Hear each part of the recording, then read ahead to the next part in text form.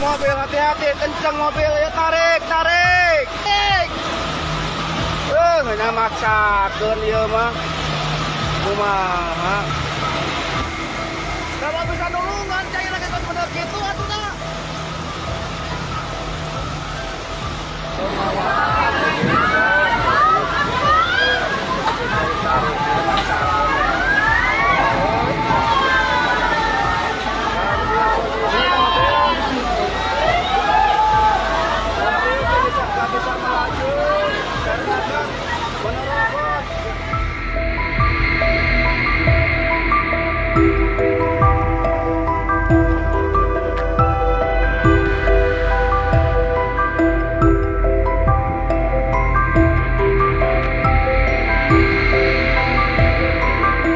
Sudah lebih dari 1 pekan, wilayah Kabupaten Sukabumi ini dikepung oleh bencana, di mana bencana-bencana tersebut ini adalah tanah longsor ataupun tanah bergerak, begitu, kemudian banjir yang juga disertai lumpur. Hal ini terjadi lantaran tingginya curah hujan, pemirsa. Bahkan BMKG menyebut pada tanggal 4 Desember 2024 di wilayah Sukabumi ini memiliki curah hujan yang di atas rata-rata. Dan saat ini saya berada di salah satu titik terparah, yakni di Sagaranten, Kabupaten Sukabumi, yang dimana di lokasi ini juga sempat viral video yang beredar. Beberapa mobil ini kemudian ini terbawa oleh arus banjir disertai lumpur, begitu. Yang ada di belakang saya ini adalah benda-benda yang kemudian dimiliki oleh warga sekitar yang kondisinya tentu rusak parah, begitu. Dan mereka harus membawanya keluar, baik itu untuk memperbaiki maupun juga untuk melakukan pembersihan. Saya akan mencoba untuk mencari warga di sini yang kemudian ini bisa bercerita seperti apa kemudian ini detik-detik pada saat banjir tersebut, apa sebenarnya kemudian yang menyebabkan dari banjir, karena muncul dugaan aktivitas tambang ini menjadi salah satu pemicu dari bencana alam yang terjadi di Sukabumi. Saya Tiara Hara, pemirsa. Anda menyaksikan Fakta.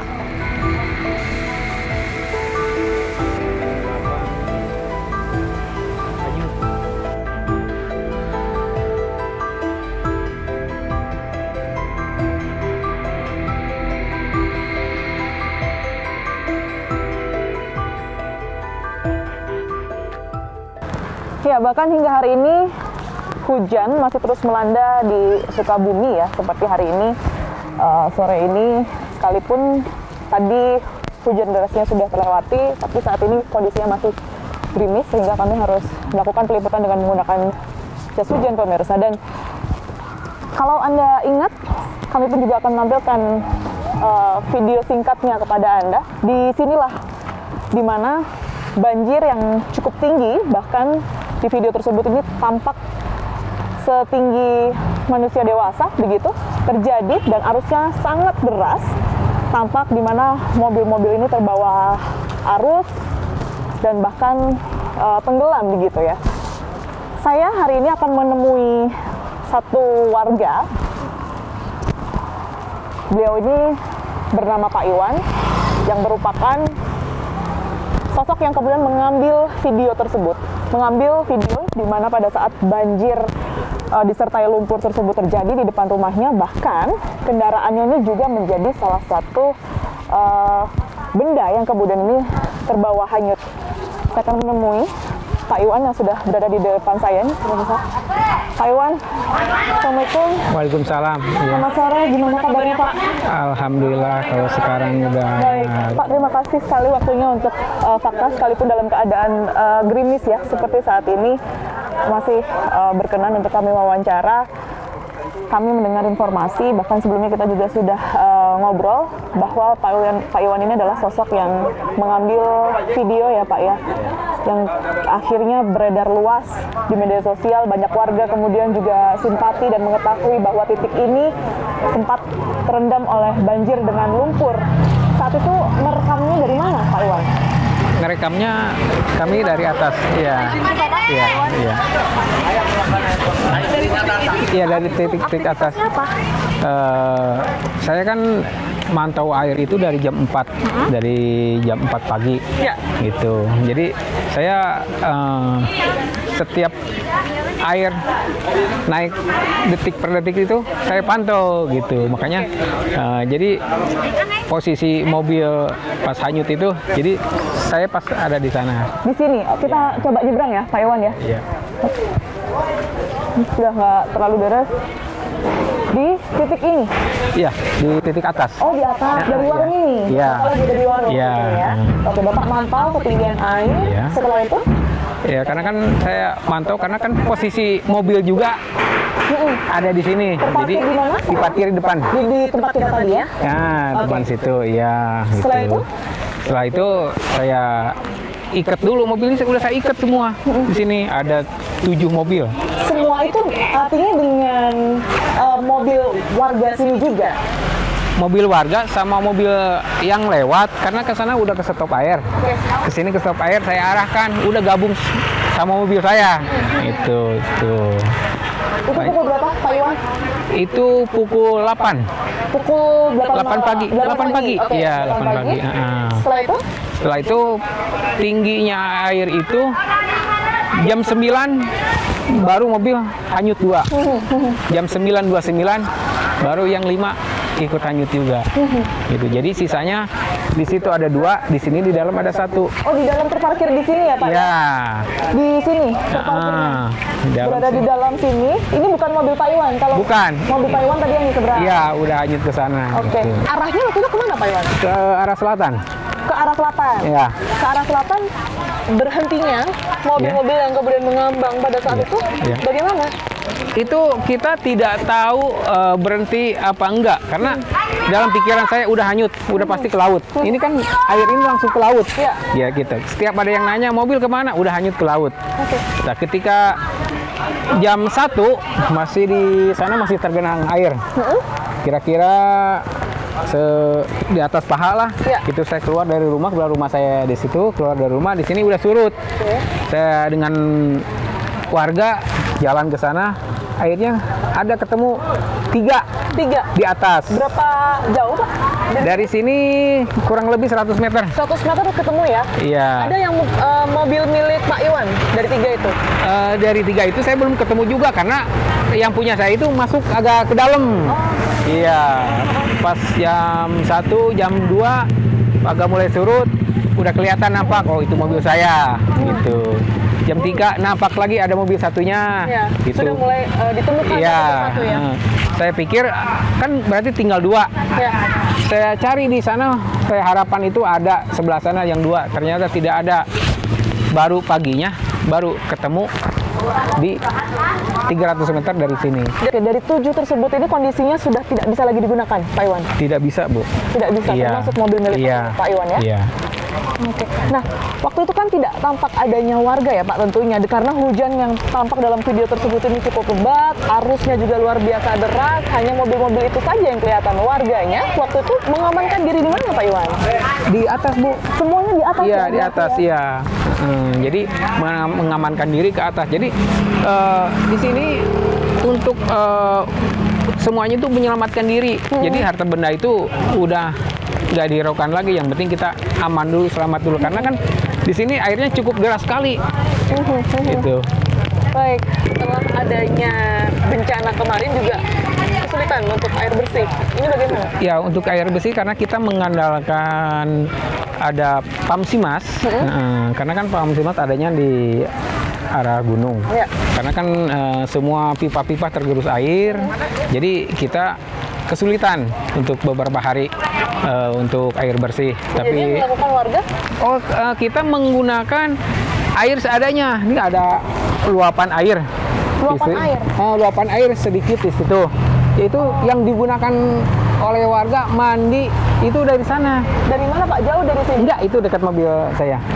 Oh, yang warna hitam? Iya, itu ada air ya mungkin ya kalau dilihat begini mah jorok ya jorok. Cuman kan itu salah satunya air, sumber air itu ada di sana. Gitu. Pada hari itu akhirnya hujan deras tapi setelah itu kan masih ada hujan-hujan susulan, bahkan hari ini pada saat wawancara juga masih diguyur hujan. Warga ini posisinya memang bertahan semuanya ada di dalam rumah atau ada yang di pengungsian mungkin? Untuk sementara tidak ada di pengungsian, sekarang udah kembali ke rumahnya masing-masing, kecuali yang satu yang rumah ini yang dampaknya ini Bapak Jajang ini tidak bisa ditempatin gitu. Karena kan ini pinggir kali juga, jadi takut karena ini curah hujan masih tinggi gitu. Jadi ini masih ada di tempat pengungsian di tempat saudaranya.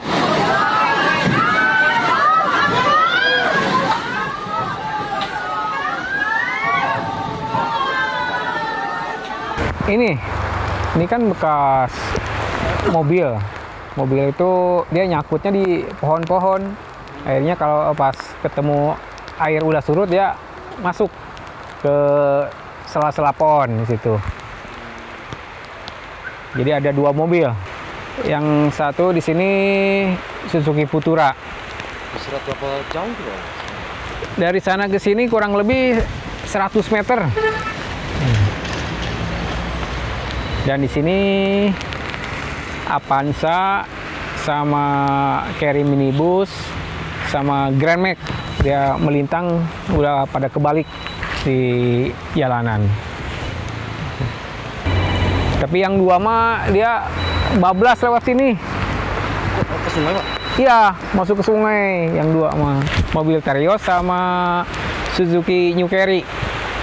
Baik Pak Iwan, terima kasih banyak atas waktunya. Kami turut prihatin sekali atas Ibu. apa yang terjadi. Semoga seluruhnya digantikan yang lebih baik ya. Amin. Ya, dilancarkan Pak Iwan, terima kasih banyak. Amin, atas amin, penyelesaian. amin. Kita temukan Iya. fakta selanjutnya.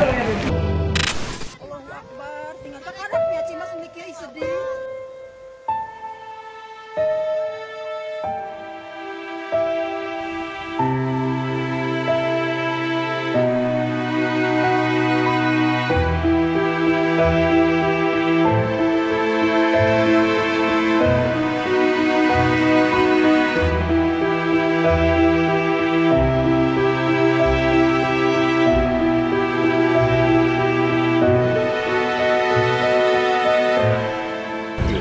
Saya coba masuk ke salah satu masih berupa lumpur ya, pemirsa. Bahkan tadi sempat ketika saya jalan ke sini berinteraksi dengan warga mengatakan bahwa ini tadinya lebih tinggi atau selutut orang dewasa begitu.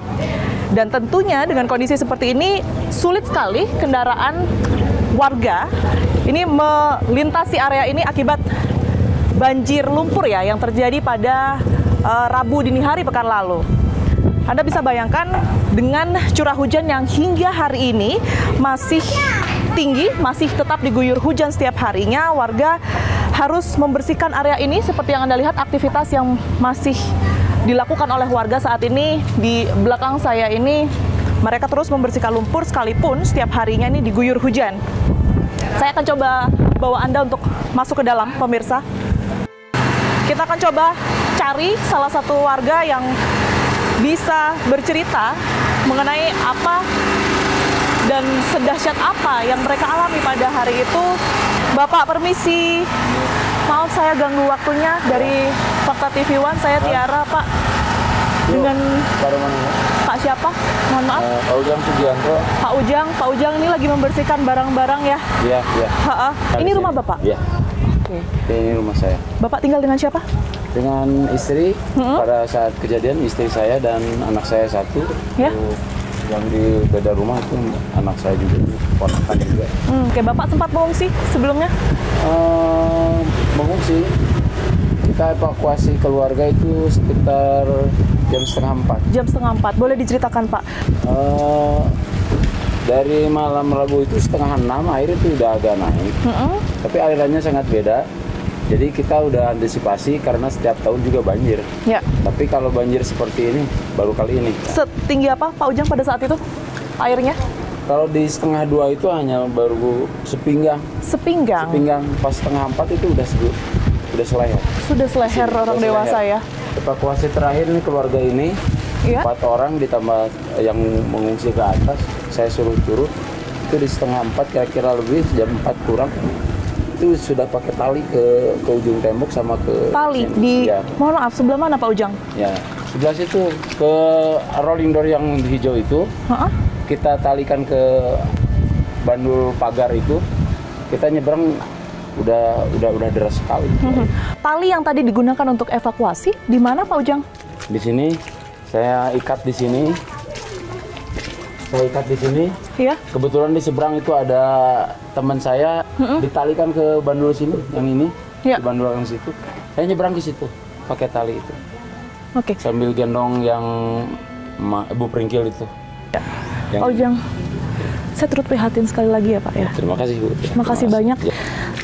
Saya melihat satu warga lagi pemirsa. Ada ibu-ibu yang duduk di seberang saya, lansia. Saya akan coba untuk bertanya.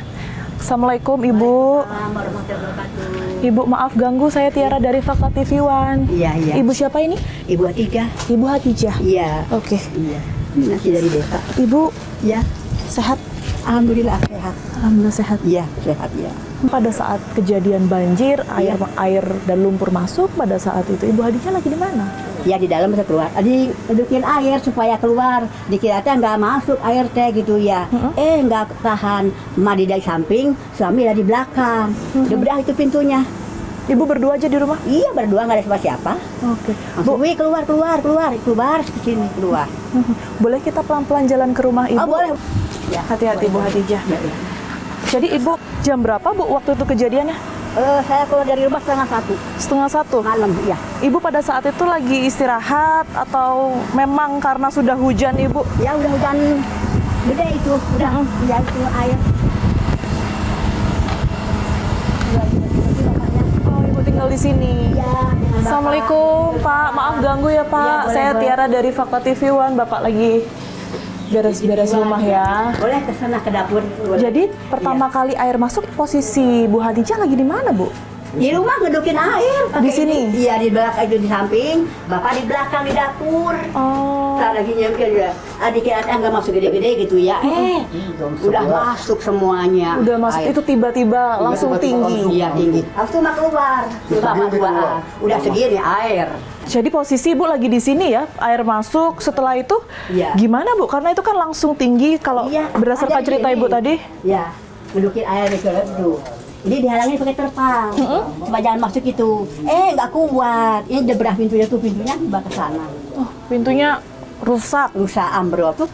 Iya, Ambrol, iya, iya. Terus keluarin semuanya. Heeh, heeh. Daripada biarin besok jadi gitu. Nah, itu kan arusnya Iya. kenceng banget. Terus tinggi juga kalau berdasarkan Iya. cerita Ibu. Ibu Iya. gimana menyelamatkan diri? Lari ke sana. Masih bisa lari ya Bu? Artinya airnya masih belum tinggi di situ? Belum ke sini, mesti ke sini masuk. Berdua. Udah nyampe ke sana, pas segini nyebrang. Yang bapak berdua di Deyeng gitu. Gelap kan Bu pada saat itu? Gelap, nggak ada lampu, nggak nyala lampunya gelap. Lampu mati sejak jam berapa waktu itu?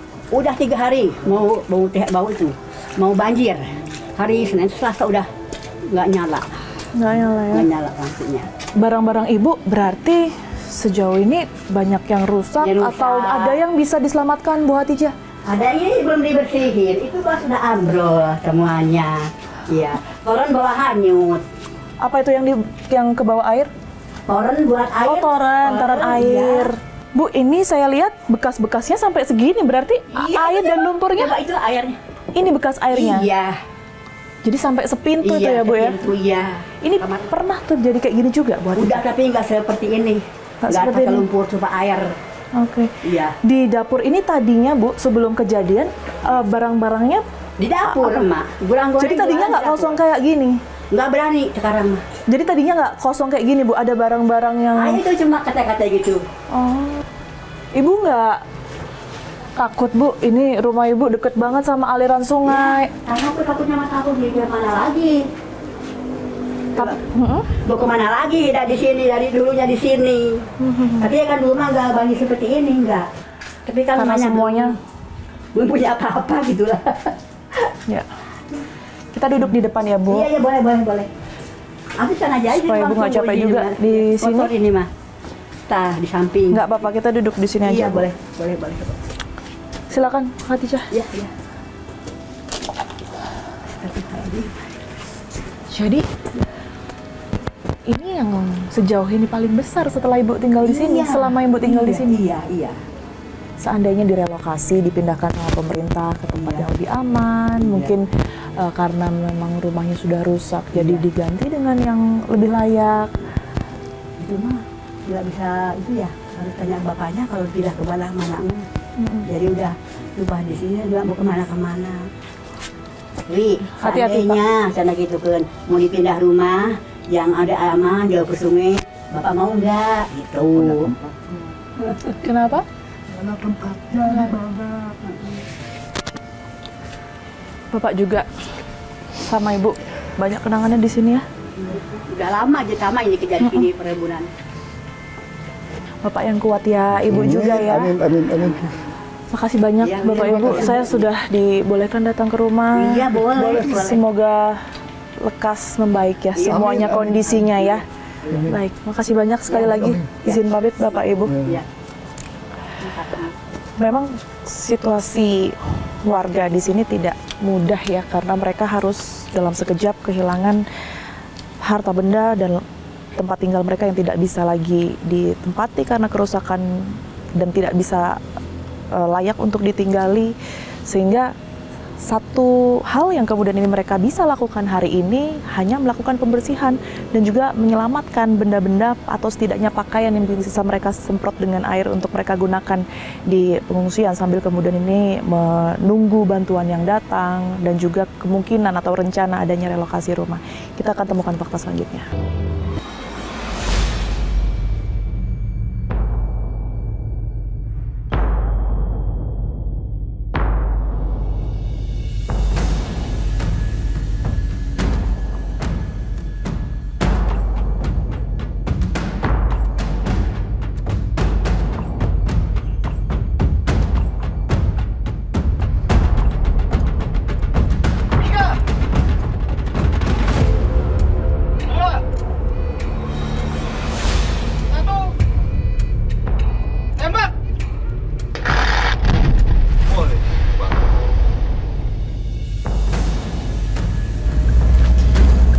Kali ini saya akan menemui perwakilan perusahaan tambang pemirsa yang masih berada di wilayah Ciamas ini untuk mengkonfirmasi adanya video citra satelit ya yang kemudian ini beredar, dan diduga dalam video tersebut ditunjukkan banyaknya area pertambangan yang kemudian ini disebut-sebut sebagai pemicu bencana alam yang kemudian terjadi di Sukabumi selama sepekan terakhir. Kita akan minta tanggapannya nanti, kita akan temukan fakta selanjutnya.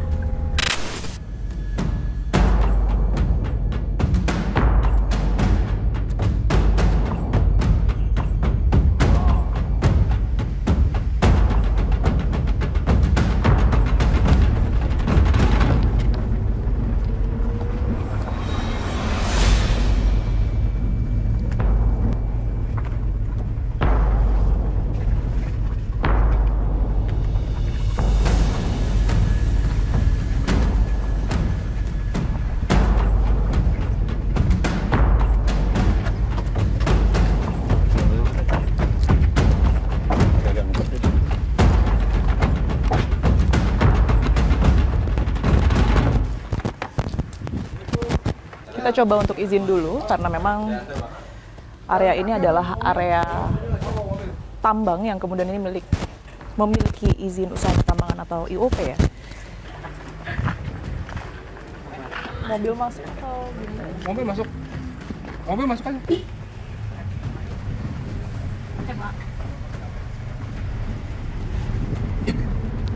Seperti itu ya.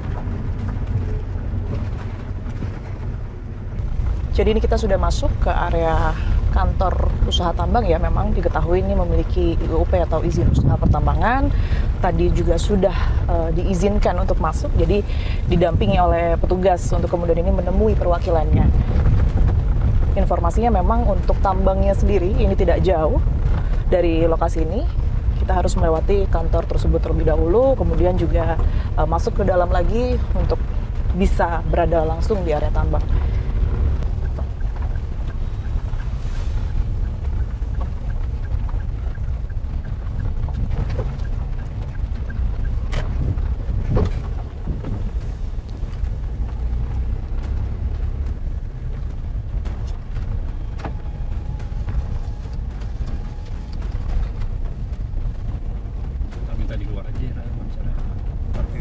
Oke, di situ bukan? Di areanya bukan? Di sini aja. Di areanya. Yang mana? Ini kan nomor kantor. Sipel. Di sini aja kali ya? Nggak harus wawancara di sana. Di sana aja Pak sekalian. Oh, yang di paling aman. Wawancaranya di mana paling aman? Jangan nunggu di sini. Oke, baik. Saya sebelah sana berarti ya? Boleh, Pak. Aku ngomong ya Bang Bud. Ini kami sudah menggunakan APD dan akan mengarah ke area tambang. Memang ada beberapa aturan berkaitan dengan keamanan ya, yang kemudian ini harus ditaati dan harus menggunakan mobil cabin begitu untuk mengarah ke area tambang, melihat secara langsung seperti apa kemudian ini aktivitas di sana pasca adanya bencana yang kemudian ini melanda wilayah Sukabumi. Kita akan temukan faktanya.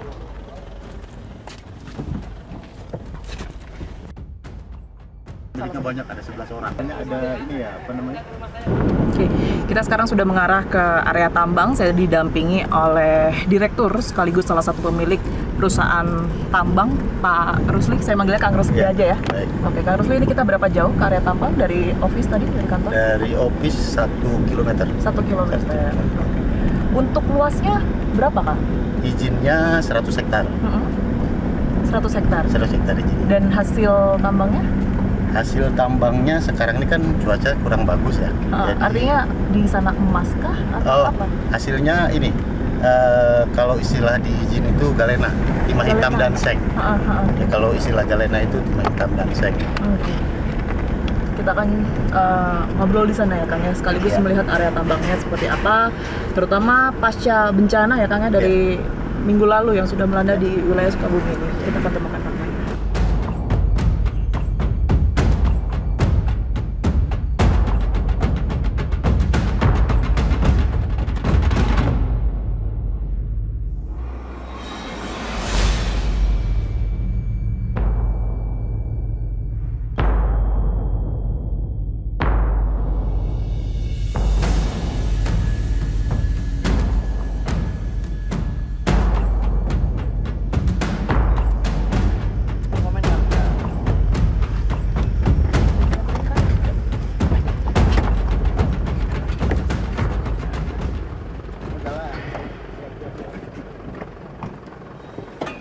Sampai, tapi tentunya kita harus mengikuti arahan ya dari para pekerja tambang di sini juga, perwakilan dari perusahaan juga untuk mengetahui area mana yang kemudian ini aman. Saya masih sama Kang Rusli.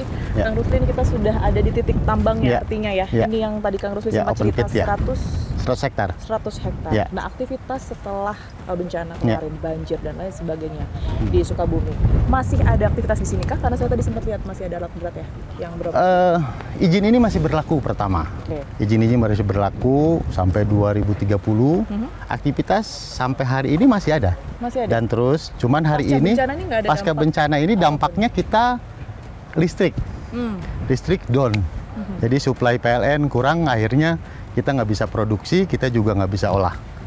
Gitu. Jadi aktivitas yang terjadi di sini, kemudian di titik-titik lain yang tadi sempat kita lihat dengan menggunakan mobil, itu seperti apa, Kang? Apa saja yang terjadi? Di sini nggak ada dampak longsor yang berarti, cuma hanya titik-titik itu aja tuh. Ada yang merah tanah baru, itu bekas longsor-longsor kecil gitu kira-kira. Gitu. Jadi kalau dari pihak perusahaan sendiri memastikan bahwa aktivitas yang terjadi ini sudah terfilter dengan baik, sehingga apa yang keluar dan berada di area lingkungan masyarakat ini dipastikan tidak tercemar. Aman.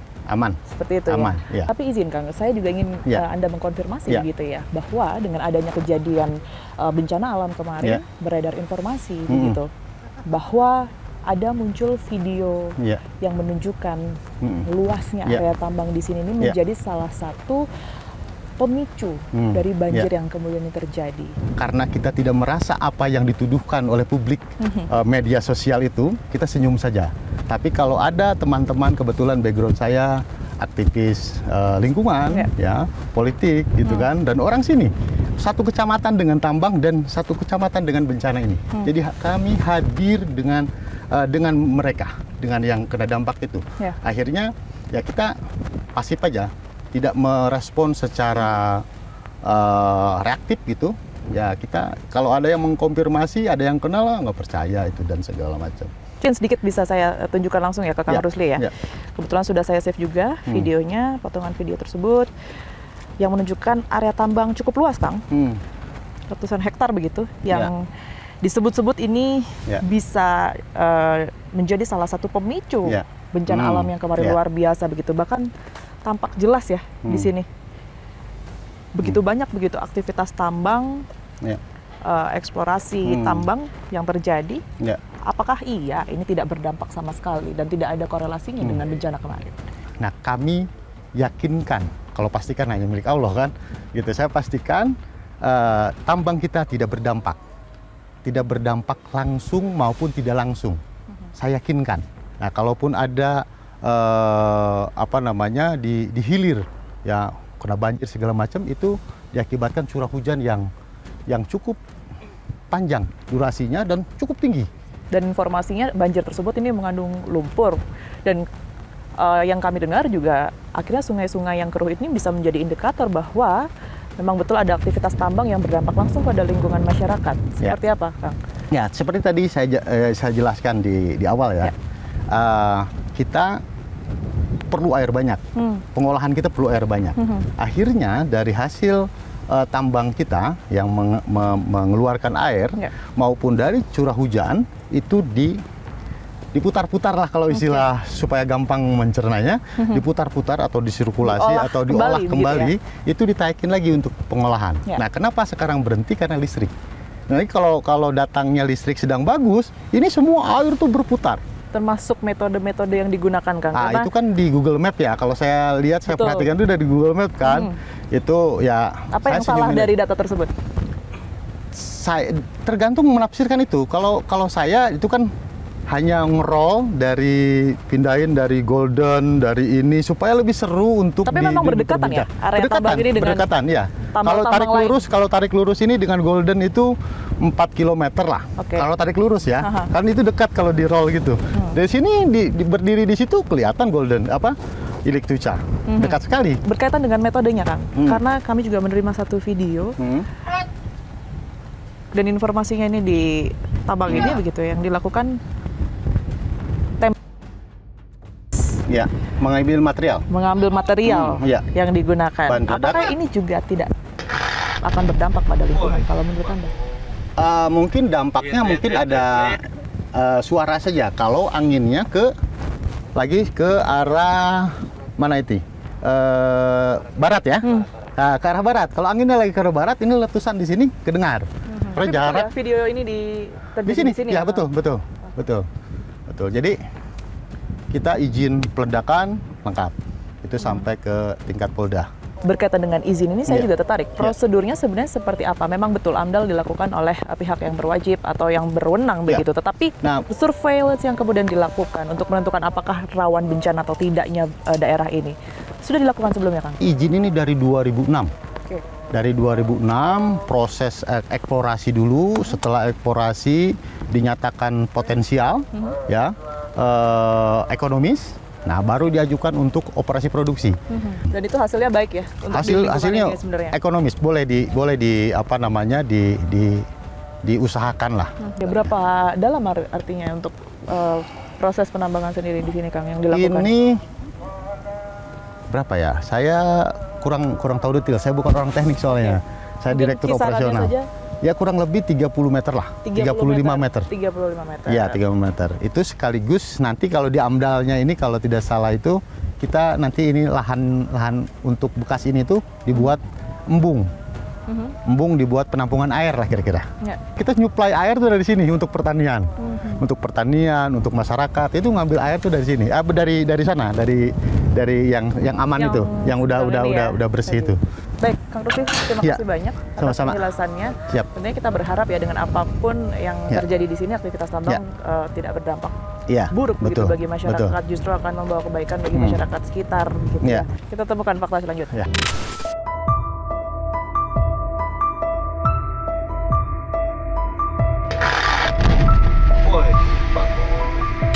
Kami sekarang berada di aliran Sungai Cikaso, pemirsa, di mana lokasi ini juga terdampak paling parah ya, salah satu yang terdampak paling parah begitu.